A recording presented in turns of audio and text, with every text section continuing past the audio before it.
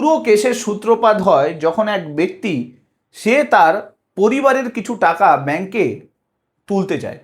এবং সেখানে ব্যাংক কর্তৃপক্ষ তাকে ফিরিয়ে দেয় এবং এটা বলে যে যার নামে অ্যাকাউন্ট রয়েছে তিনি ডিসিজড, অর্থাৎ তিনি মারা গেছেন, তাই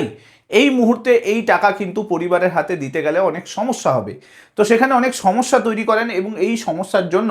পরবর্তীকালে ওই ব্যক্তি কোর্টে কেস ফাইল করে ওই ব্যাংকের এগেনস্টে এবং এই পুরো কেস লোয়ার কোর্ট থেকে হাইকোর্ট হয়ে সুপ্রিম কোর্টে পৌঁছয় এবং সুপ্রিম কোর্ট যখন এই পুরো ব্যাপারটাতে জুডিশিয়াল ইনভেস্টিগেশন করে তখন সুপ্রিম কোর্ট জানতে পারে যে পুরো ভারতে যত ব্যাংক আছে সেই সমস্ত ব্যাংকে আনক্লেম ডিপোজিট, অর্থাৎ এরকম প্রচুর টাকা পড়ে রয়েছে যে টাকাকে কেউ ক্লেম করছে না, সেই টাকার পরিমাণ প্রায় বলা হচ্ছে 1,50,000 কোটি টাকা। এবং সুপ্রিম কোর্ট বলে যে ব্যাংকের দায়িত্ব এবং কর্তব্য শুধুমাত্র টাকা দেওয়া আর টাকা নেওয়া নয়, ব্যাংকের এটাও কর্তব্য যদি কোনো পরিবারের কেউ মারা যায় তাহলে তার পরিবারের বাকি যে সদস্যগণ রয়েছে তাদের হাতে সেই পরিবারের যে মারা গেছে তার যে টাকা সেই টাকা পৌঁছে দেওয়া।